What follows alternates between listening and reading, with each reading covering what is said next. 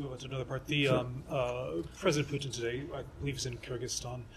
He made a couple of comments that drew some attention. One saying that more prisoner swaps were possible. Is there any reaction to that? How do you see those remarks? I know the secretary himself has said that the U.S. wants to release Paul Whelan, but do you see any hope in President Putin's remarks? You've seen Secretary Blinken and President Biden speak to this directly over the course of the past 24 hours. We have no greater priority than ensuring the safe release of Americans who are wrongfully detained abroad, and that, of course, includes Paul Whelan, who is still wrongfully detained in Russia. And this is something that we are going to continue to work on. It's something that this department continues to be engaged on tirelessly, and of course it is our hope that we're able to bring Paul home very soon. I have some questions and other things, but if anybody else has something. Anything else on the region before we move? Go ahead, Alex. Yeah, Ukraine claims that Russia put rocket launchers at nuclear power plant. Is that? Can you confirm that information? Also, what is your reaction? Sorry, I didn't hear the first part of your question. The Ukraine claims that Russia put rocket launchers at the nuclear power plant. Well, look, Alex, dating back to the summer, we have been quite clear that armed conflict so close to a nuclear power plant is dangerous. I don't have anything to offer on those specific reports, but in a broad sense, such kind of activity potentially happening anywhere near a nuclear power plant is, of course, unsafe and potentially destabilizing for what is already a targeted energy infrastructure that we're seeing in Ukraine. Will? Are there any updates on Brittney Griner or her condition, or what the State Department is, how State Department is interacting with her, and what's next? Sure. Well, let me offer some things that I'm able to. So, the U.S. welcomes the release of Brittney Griner from detention in Russia. I believe you saw Special Envoy Karsten's tweet about this late last night, but we can confirm that Brittney Griner arrived at Joint Base San Antonio, Fort Sam Houston, Texas, earlier today, and was taken to Brooke Army Medical Center for routine evaluation. We are now focused on ensuring that Brittney and her family's well-being are prioritized, and that all available assistance can be offered to them through an appropriate manner. But due to privacy reasons, and of course out of respect to Brittney and Sherelle, I'm just not going to get into any other specifics. Go ahead, in the back. Your colleague at the White House National Security Council, John Kirby, talked about Iran's cooperation with Russia on the drones and advanced technology. He said both are on breach of the United Nations Security Council 2231. I was wondering what emergency measure are you considering to stop this, because it's killing Ukrainians? And also on the same topic, what emergency measures are you considering in regards to stop killing of the Iranians by the regime, as you mentioned in your opening statement? Because when it comes to 2231, Russia has a veto power and it could veto it. So I was wondering if there's an actual emergency measure that the United States is considering, both stop killing of the Ukrainians by the Iranians and the Iranian regime killing its own people. Sure. So let me try to answer this in two parts. First, echoing what Admiral Kirby and others have said today, it continues to become clear that Iran has become Russia's top military backer, and you've seen us speak to this over the course of the past few months. But since August, Iran has transferred several hundred UAVs to Russia, and Russia has been using these UAVs to attack Ukraine's critical infrastructure and kill Ukrainian civilians. And Russia has been using Iranian UAVs to strike Ukraine's energy infrastructure, depriving millions of Ukrainians of light, heat, and critical services. In terms of holding both regimes accountable, we continue to have a number of tools available in our tool set. First, I would note that today we are imposing costs on the actors involved on the transfer of Iranian UAVs to Russia for use in Iran. We designated 3 Russia-based entities that have been at the forefront of the acquisition and usage of Iranian UAVs. This includes Russian aerospace forces, the intended beneficiary of the Russia-Iran agreement on transferring UAVs, as well as Russia's 924th State Center for Unmanned Aviation, which sent personnel to Iran to train on Iranian UAVs. Specifically about the broader situation in Iran and the crackdown on protests, you have seen this administration speak in unison about the dire concern and condemnation of the activities that we're seeing take place all across Iran, including the most recent escalation of an execution of one of the protesters. And over the course of this, we have continued to have tools at our disposal to hold the regime accountable, whether it be additional sanctions and other measures, and we'll continue to have tools at our tool belt and continue to consult with our allies and partners to hold the Iranian regime accountable. Nadia. Thank you. Yesterday I asked Karine at the White House briefing about an American-Iranian hostage. His name is Ahmad Sharghi, and she referred me actually to the State Department. So here I am. I'm going to answer the question. There are 4 American-Iranian hostages, and according to Hostage Aid, just allow me to mention the names. I'm sure you know them. But in addition to Ahmad Sharghi, there is Simak Namazi, there is Murad Tabaz, and there's Shihab Dalili. The families of these hostages are complaining that they are unable to have an audience with a senior official, whether at the White House or the State Department. Some say that you're practicing a discrimination because they're dual citizens. Can you explain till now why these families are unable to see any senior official to raise their profile and to secure their release? No, sure, Nadia. I'm not at a liberty to speak to any potential scheduling issues or getting a meeting on the calendar. But what I can say and what I would echo is you saw the secretary speak to this question specifically about detained American citizens who still remain detained in Iran, and that is that this is something that we're going to continue to work tirelessly towards. As I said, we have no greater priority than ensuring the safety of American citizens who are wrongfully detained in countries around the world, whether that be Iran, whether that be Russia.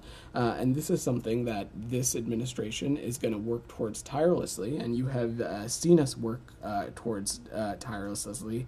And that's something we will do regardless of whatever the state of relations happen to be with that country, and regardless of what else might be going on around the world. So this is those individuals continue to be in our thoughts, and it's something that this administration is continuing to work towards. So would you say that American citizens and dual citizens, whether Americans, Iranian, or somebody else, are treated the same? Because also there is another complaint that the family of Austin Tice have been met by senior officials, while the family of Majd Kam-Almaz, who's also a Syrian American, has not. Those individuals that you listed, Nadia, we have designated them as wrongfully detained, and we continue to work around the clock to try and ensure their release and try to make sure that they can come home safely. We view them as American citizens. They're viewed as American citizens within this building, and by the work that many across this administration and the interagency are doing around the clock to not just bring them home, but to bring other Americans who are wrongfully detained home as well. Said. Thank you. On the Palestinian issue? Sure. Okay. Today marks the 35th anniversary of the Palestinian Intifada, and in the last 35 years, hardly a day went by without the Israeli army and occupation army killing Palestinians. Yesterday they killed 5 and so on. And the Palestinians are not any closer to the goals that you state as being your goal, which is a Palestinian state, to live in dignity and so on. They're not any closer to these goals. So I have a simple question to you. Obviously, the Israeli occupation army is intent on continuing killing Palestinians day after day. would the United States take the novel idea of providing international protection for the Palestinian people, craft some sort of a formula?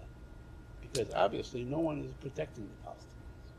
Said, I don't have any new policy to announce, but what I would say is that, and you've seen us speak to this quite regularly, that we continue to be deeply concerned by the intensifying violence in the West Bank, especially in recent months, and we reiterate the need for all parties to do everything in their power to de-escalate the situation.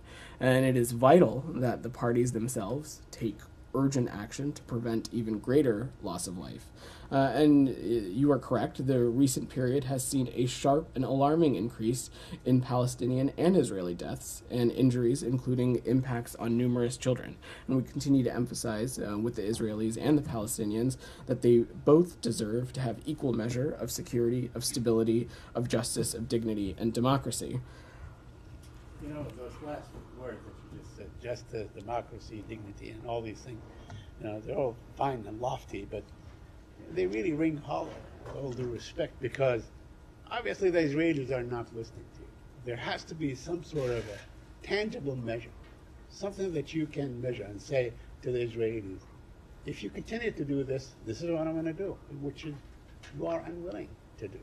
Said, Why not, you know, a suggestion, why not, you know, maybe look into some way to provide protections for the Palestinians. Said, what I would echo what you saw Secretary Blinken speak to about this past weekend, in which he talked about some of these very issues, in which he said and reiterated that the U.S. is committed not just to a two-state solution, but committed to preserving a horizon of hope, and that to us that means unequivocally opposing any acts that undermine the prospect of a two-state solution, including incitement to violence or the use of arms. And we will always condemn acts of terrorism and violence, especially when it harms civilians, especially when it harms children. And as I just said, we believe that Palestinians and Israelis alike must enjoy equal measure of freedom, security, opportunity, justice, and dignity as well.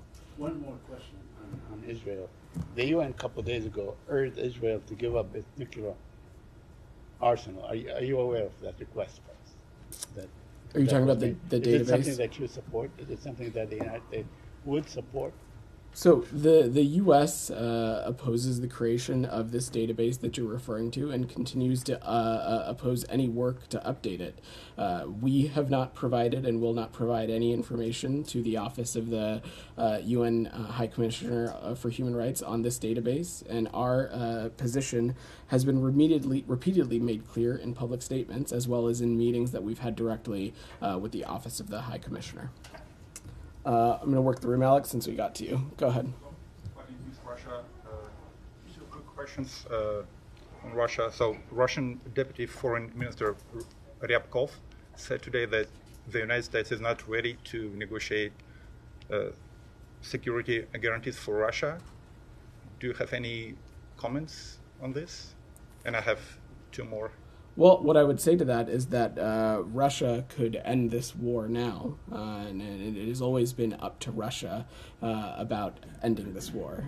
If you look back, President Zelensky had outlined some building blocks for a just peace, and the Russian Federation responded with the barrage of missiles. So ultimately, this has always been up to Russia, who has had the opportunity to end this war and end this conflict. It's unjust war, and it's illegal and barbaric infringement on Ukrainian territorial integrity and sovereignty, and so that has always been up to the Russian Federation. And also, Ryabkov urged the United States to fully resume visa issuance at the embassy in Moscow. Is the U.S. ready to do this in the nearest future? Are there any problems? I don't have any updates or specific new measures to announce as it relates to issue visa issuance admission. I'm going to work the room a little bit because I got to two already. Dylan, go ahead. Yeah, on Russia and Brittney Griner. You guys, throughout the year, almost a year that Brittney Griner was detained, constantly mentioned Paul Whelan alongside Brittney Griner, making sure to bring attention to both cases. Obviously, when push came to shove, it seems you were only able to secure the release of Griner.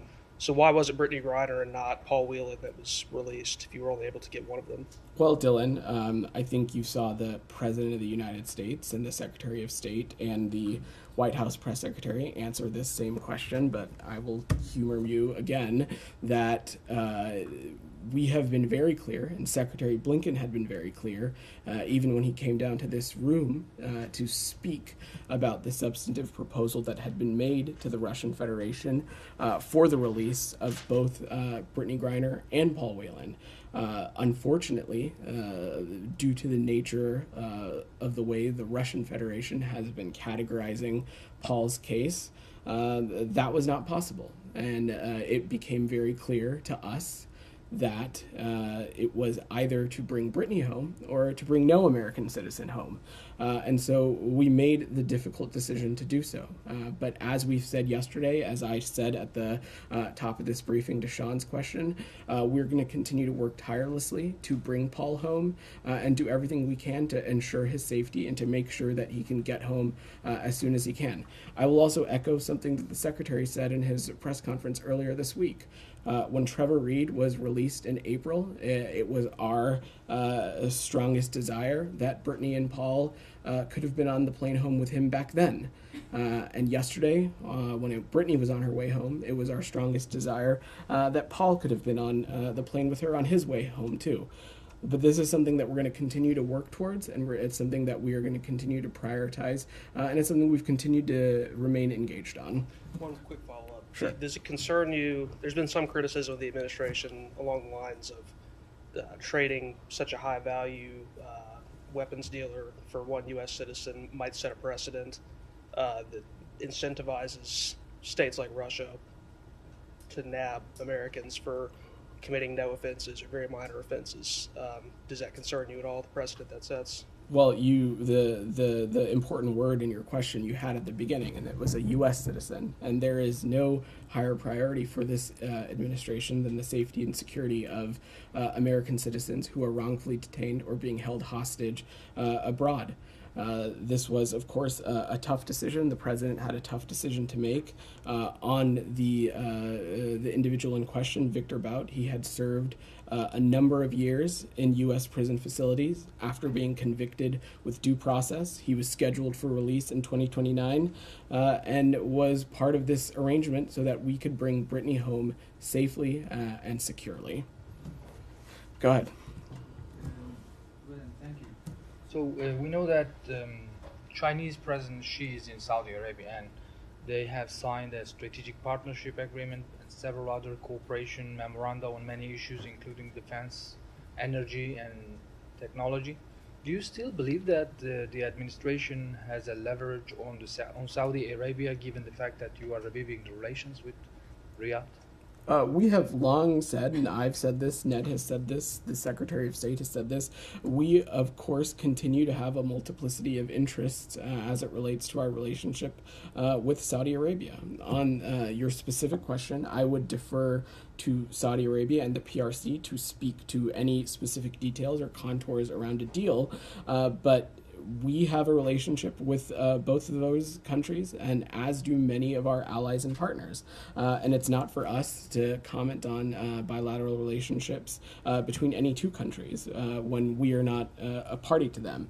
But the point that we have made consistently over the course of this administration is that we are not telling countries around the world to choose between the United States and the PRC. We're not telling countries around the world to choose between the United States and any other country. What we seek to do, and our goal, is to give countries around the world options and make the choice of the United States and what we collectively as a country can bring to the table the most attractive option available across the spectrum. And that relates to, of course, the multiplicity of interests I just mentioned, whether those be security interests, trade interests, economic interests, and a variety of other things as well. But isn't there like a concern within the administration that China is now engaged in the Gulf more than ever, and that will eventually undermine the U.S. interests in the region? What I would say is that the United States remains deeply committed to security in the Middle East and the Gulf region, and our comparative advantage in doing that is our ability to build coalitions, our partnerships, our ability to integrate defensive structures. All of those things are unmatched. From counterterrorism to promoting freedom of navigation and confronting threats in the region, there is just no comparison to the value that the United States can provide, and that's something we believe quite strongly. Can I just follow up on this? Sure. So the meeting wasn't just bilateral. There was a meeting between the Saudis and the Chinese. There was a meeting between the GCC countries and the Chinese. There was a third meeting between the Arab League and the Chinese. So do you see this like a new alliance that being formed in the Middle East? Nadia, what I would reiterate again is that we are not telling countries around the world to choose between the United States and any other country. As you note, I think you were on that trip, President Biden and Secretary Blinken had the opportunity to visit that region earlier this year, and where they met with a number of these same entities as well. And what this is about, and what I would say, is that our goal, again, is to give countries an option and to put on the table what a partnership with the United States can look like, and our deep experience doing the things that I just laid out, whether it be building coalitions, integrating defensive structures, and other things. On Syria. Sure. There was a call between the director of the CIA, Bill Byrne, and his Turkish counterpart. Apparently, they talked about the strike that came too close to U.S. forces and so on. But did they also discuss, or are you having separate discussions and so on with the Turks on their threat to attack Syria, the northern Syria, and have you gotten anywhere in tempering their decision? I will let our colleagues at the CIA speak to any potential calls, but what I would say to the broader point of your question, and Secretary Blinken spoke about this earlier this week as well, is that we continue to make clear, both privately and publicly, that we strongly oppose military action, including a land incursion that would further destabilize the lives of communities in Syria and risk the progress that has been made against ISIS, and that all parties should immediately de-escalate. Escalation along the Turkish-Syrian border is dangerous. It is a threat to the safety of civilians, as well as possibly U.S. personnel also. You had your hand up in the back? Go ahead. Regarding yesterday's video conference with the Chinese special representative for DPRK, are you seeing this talk as one of the resumption of diplomatic conversation brought by U.S.-China summit last month? And are you feeling any change about China's posture toward DPRK? So we put out a readout yesterday on Special Representative Kim's call with his counterpart within the PRC. But what I would reiterate what we laid out in that call, which was the purpose of it was to discuss the DPRK's increasingly destabilizing and escalatory behavior. The special representative also expressed concern about the DPRK's unprecedented number of ballistic missile launches carried out this year, including 8 ICBMs. He strongly condemned these missile launches and reiterated that each of them are a UN Security Council resolution violation. He also reiterated that the United States' goal here continues to be the complete denuclearization of the Korean Peninsula, and as we have said previously, we remain ready to meet with the DPRK and engage without preconditions. Go ahead in the back. My question is about Japan and Australia's 2+2 foreign defense ministers meeting in Tokyo held today. And they agreed to deepen security cooperation and boost the trilateral cooperation, including the US. So first, what is US reaction to the outcome of this 2+2? And second, Australian Defense Minister Mao said they would like to involve Japan in cooperation with AUKUS for some specific capabilities, like hypersonics. So what would be the State Department's position on Japan's involvement with AUKUS for specific capabilities? On the first part of your question, I will let the two countries speak specifically to the 2+2. That obviously was not an event that we were a part of, but what I would note is that both the Republic of Korea and Japan are important allies and partners, not just in the region, but also around the world, and they are key partners that share our commitment to a not just a rules-based Indo-Pacific, but a rules-based order of the world as well. I know that the Secretary has had the opportunity to engage with his counterparts from both of those countries over the past few months, and we look forward to continuing to maintain and engage robust and strong relationships there. Go ahead in the back. Thank you. In the area of science diplomacy, I have two questions. Sure. One is about this month. Are there any announcements of partnerships or renewal of scientific agreements for cooperation to be announced this month? And then looking ahead to 2023, is there anything that we can plan forward to cover in terms of announcements or partnerships that will be formed and possibly discussed, meetings, that sort of thing? I don't have any specific events or new policies to preview for you, but this, of course, is an issue we continue to remain deeply engaged on, and can see if we have any specifics that we can share with you after the fact. Go ahead, Alex. Thank you, Vedant. I have a question about Magnitsky sanctions. Azerbaijan happens to lead the human rights abuses portion of it. Mr. Ali Mardanov was designated for involvement of gross human rights violations in 2015 and 2016, but some might see it in the country as justice delayed, as you can imagine. So I have a question about actually what's going on today. But before we go there, can you help us please put it in the context? What does that mean in practice? Being designated to this list, in this list. Sure. Give me 1 second.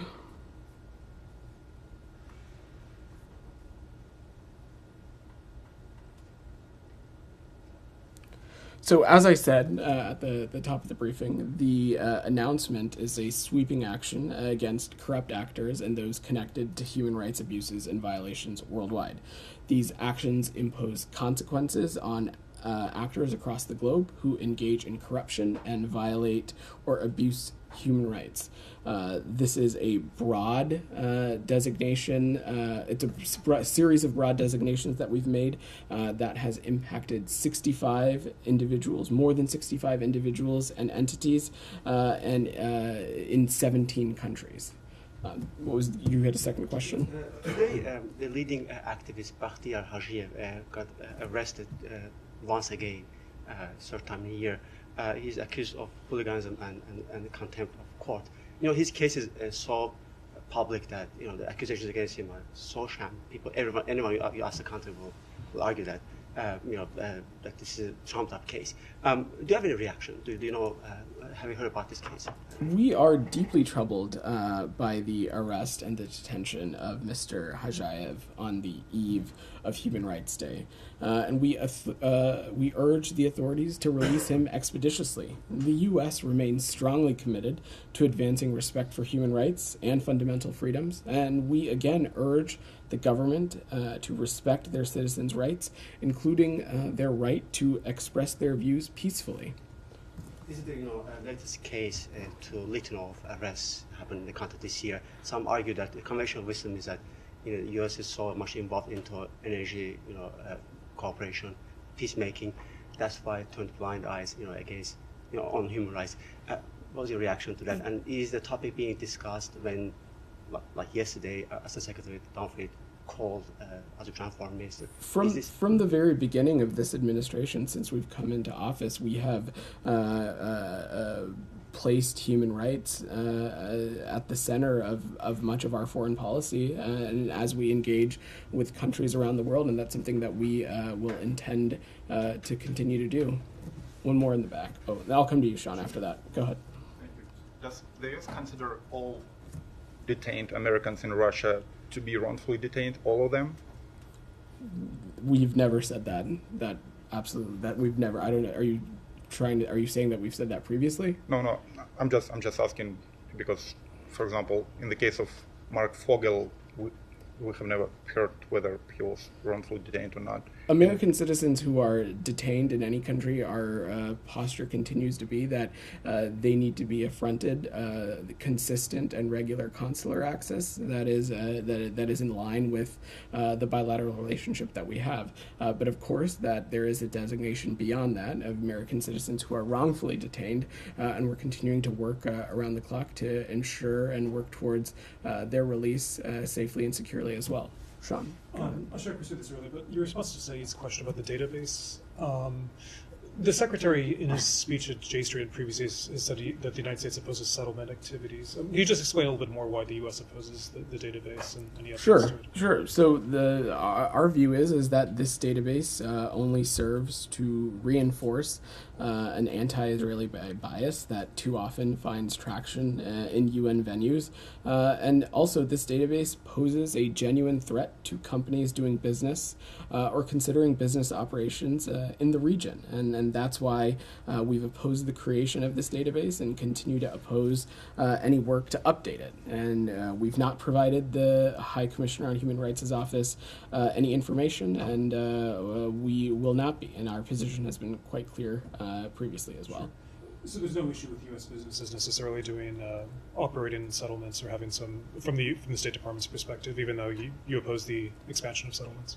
Again, what I would just reiterate is that our opposition to this database is because that it poses a genuine threat to companies doing business or considering business opportunities in the region. We, of course, have in many scenarios leave it up to the private sector to determine where they'll be conducting operations. Well, then why not leave it up to them now? What do you mean? Well, then just being put on some list doesn't mean that they can't go there.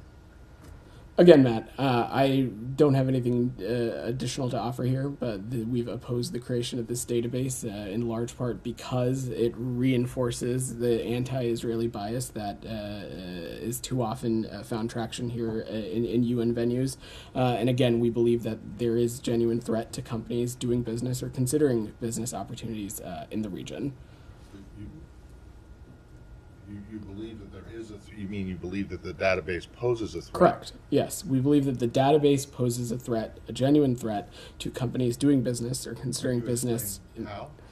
I mean, I understand. I'm not sure I agree, but I understand your argument that it contributes to, anti-Israel biased, anti-Israel activity. But I don't understand how it poses a threat to private sector companies. Well, the inclusion of being included on a potential database could lead to the potential targeting of, I don't want to speculate about what the potential activities could happen, but those are the kinds of things that are of great concern and could potentially be a genuine threat to companies doing business or considering business in the region. Well, what's the threat?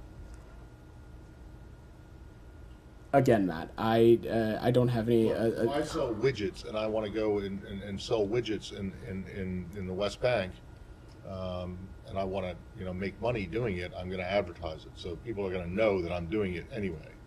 So I don't understand what that is. You choosing to advertise it in the region, as opposed to being listed within a UN database. There should be no directories of any businesses doing. That is certainly not. Any company doing business. That is certainly not what we're trying to say. What I am saying is that the creation of this specific database poses a threat, a genuine threat, to companies doing business or considering business opportunities in the region. But do you think that companies ought to operate freely with no restrictions whatsoever in the occupied West Bank settlements, in the settlements in the occupied West Bank? Saeed, without any recourse, right? Saeed, I don't have any new policy or different assessment to offer to today. You guys have a position. I mean, is it okay for companies to operate in Israeli settlements that is in land taken from the Palestinians and at the expense of the Palestinians? Saeed, I'm happy to check if we have anything more specific to offer on this, but I think I've answered your question exhaustively. One more from Alex, and then we'll have to wrap. Senate Foreign Affairs Committee this week passed a resolution recognizing Russian atrocities in Ukraine as genocide. I'm just wondering, I know the State Department is still working on this, but if it's going to change the calculus on your end.